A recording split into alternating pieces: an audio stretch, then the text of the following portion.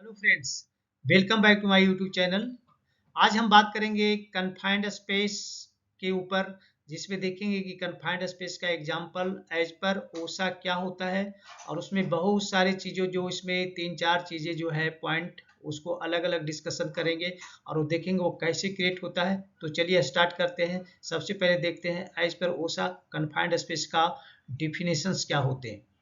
तो OSHA definition for confined space, a space which, अब क्या क्या होता है यहाँ पे, is large enough and configure, मतलब इतना बड़ा और configure such that an employee can enter and perform the assignment, मतलब कम से कम कन्फाइंड स्पेस इतना बड़ा तो होता है कि उसके अंदर जा सके और वो कन्फिगर उसका उस तरह का होता है कि उसके अंदर जा सके और वहाँ पे जो असाइन किया हुआ जॉब है उसको कर सकता है। तो पहला क्राइटेरिया है is large enough and configured, ठीक है। दूसरा क्राइटेरिया है is not design for continuous human occupancy, ये कंटिन्यूअस ह्यूमन ऑक्यूपेंसी के लिए डिजाइन नहीं किया जाता है। उसके बाद जो क्राइटेरिया है हैज ए लिमिटेड और रिस्ट्रिक्टेड मीन्स ऑफ एंट्री और एग्जिट, यहाँ पे एंट्री और एग्जिट के लिए लिमिटेड मीन्स होता है, मतलब लिमिटेड जगह होती है। उसके बाद जो क्राइटेरिया, ये तीन क्राइटेरिया मेन है, बाकी जो उसके अंदर जो होते हो तो अलग उसमें हम काउंट करेंगे। मे कंटेन हजार्डट एटमॉस्फेयर, मतलब वहाँ पे कि हजार्डट एटमॉस्फेयर हो सकता है। अब हजार्डट एटमॉस्फेयर का मतलब बहुत सारे चीज हो सकती है। सबसे पहले ऑक्सीजन डिफिशियंट हो सकता है या ऑक्सीजन इनरिचमेंट हो सकता है, वहाँ पे फ्लेमेबल एटमॉस्फेयर हो सकते हैं और have the potential for such condition, या इस तरह का कंडीशन क्रिएट होने का वहां पे पोटेंशियल हो सकता है। नेक्स्ट है it design such that entrapment and crushing, और इसका डिजाइन इस तरह के रहता है जहां पे कि इंट्रैपमेंट, इंट्रैपमेंट का मतलब होता है फंसने का और क्रशिंग मतलब दबने का। तो वहां पे ये चीजें भी हो सकती है, उसकी डिजाइन इस तरह की होती है कि उसमें फंस भी सकता है और उसमें दब भी सकता है, ये चीजें वहां पे हो सकती है। तो ये अभी आपने देखा कन्फाइंड स्पेस का डिफिनेशन, जिसमें मेन तीन चीजें को ध्यान रखना जरूरी है। Large enough and configure, note design for continuous human occupancy and restricted means of entry and exit. इसके बाद हजार्ड ट्रांसफेयर वहाँ का जो कंडीशन रहता है उसके आधार पे होता है। इंट्रैपमेंट एंड क्रैशिंग है जो डिपेंड करता है वो किस तरह का कन्फाइंड स्पेस है। अब देखेंगे कन्फाइंड स्पेस का एग्जाम्पल क्या क्या है। तो सबसे पहले वेसल्स एक कन्फाइंड स्पेस का एग्जाम्पल है, स्टोरेज टैंक्स भी कन्फाइंड स्पेस का एग्जाम्पल है, साइलोज, ड्रेन्स, प्रोसेस कॉलम्स, यहाँ देख रही है इस तरह का कॉलम्स होता है। उसके बाद सीवर्स एंड प्रोसेस पाइप्स। तो ये सारे जो एग्जाम्पल है ये कन्फाइंड स्पेस के एग्जाम्पल आते हैं। चलिए अलग अलग समझते हैं कि उसका मीनिंग क्या होता है।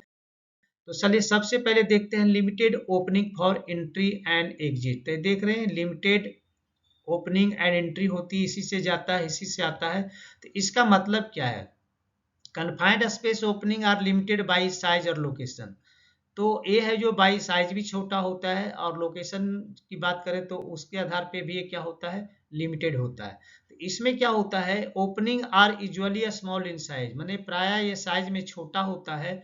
एज स्मॉल एज यानी 450 का होता है, मतलब आप बोल सकते हो 18 इंच। तो 18 इंच दे समझ सकते हैं कि कितना छोटा है, उसमें घुसना कितना मुश्किल हो सकता है, इंटर करना कितना मुश्किल हो सकता है और आउट होना कितना मुश्किल हो सकता है। तो ये 18 इंच 450 या 18 इंच डायमीटर इसकी होती है और difficult to move through this easily, तो इसके थ्रू है जो अंदर जाना बहुत ही मुश्किल काम हो सकता है। अब यहाँ पे क्या है, स्मॉल ओपनिंग में make it very difficult to get needed equipment.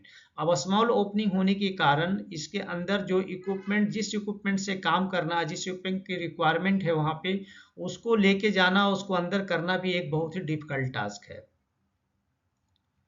ऐसा और खास करके जब इमरजेंसी होती है तो उस एरिया से निकलना एक बहुत ही डिफिकल्ट टास्क हो जाता है। अब हम हजार्डस एटमॉस्फेयर की बात करेंगे तो इसमें देखेंगे hazardous atmosphere in the sense वहाँ पे फ्लेमेबल गैस हो सकता है, फ्लेमेबल वेपर हो सकता है, मिस्ट हो सकता है और more than it's lower explosive limit, यानी ये सब जो चीज़ें हैं flammable gas, flammable vapour, mist, ये हो सकता है जो उसके लोअर एक्सप्लोसिव लिमिट से भी हाई हो सकता है, ठीक है।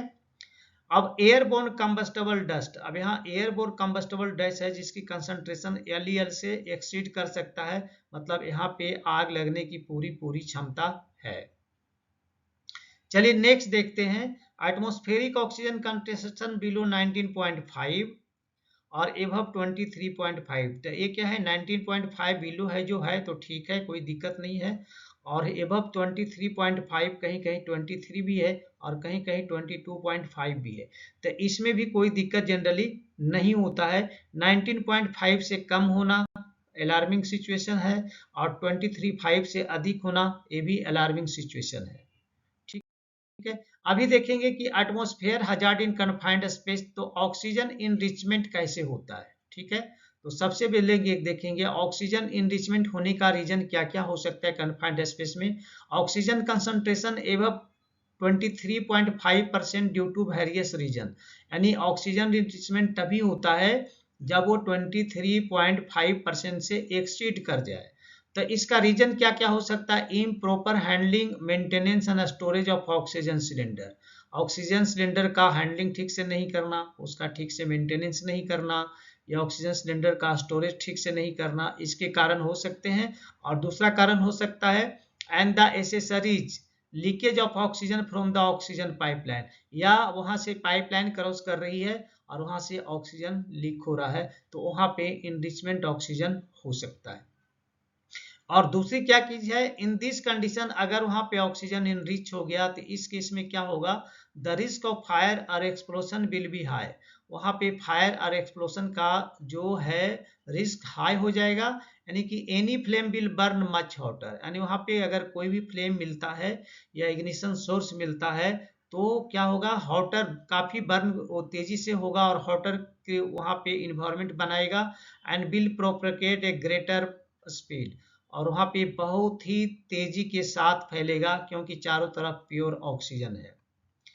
Presence of oxidising material can intensify, अब वहां पे ऑक्सीडाइजिंग मटेरियल का प्रेजेंट होने का मतलब है कि फायर है जो काफी तेजी से फैलेगा, and even without presence of ignition source, जबकि वहां पे इग्निशन सोर्स नहीं है फिर भी यह काफी तेजी से आग फैलेगा।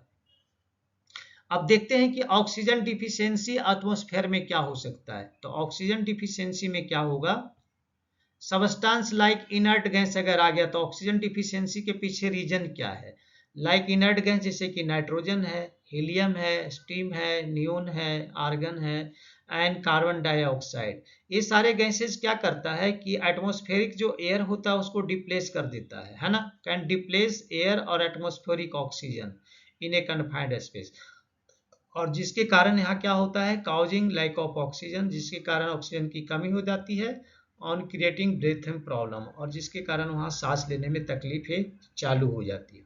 चलिए अब नेक्स्ट देखते हैं, ऑक्सीजन डिफिशियंट एटमॉस्फेयर मतलब ऑक्सीजन कंसंट्रेशन बिलो 19.5%, तो ऑक्सीजन डिफिशियंट एटमॉस्फेयर का मतलब है कि उसका परसेंटेज है जो कि कंसंट्रेशन, ऑक्सीजन का कंसंट्रेशन 19.5 से कम हो गया है, और इसके कारण क्या होगा, हार्ट रेट को प्रॉब्लम होगा, मसल कोऑर्डिनेशन में प्रॉब्लम होगा एंड ब्रीथिंग प्रॉब्लम होगा। ठीक है, अब एक और इसमें बताने की जरूरत है, वो देख लेते हैं, वो है फ्लेमेबल और एक्सप्लोसिव एटमॉस्फेयर।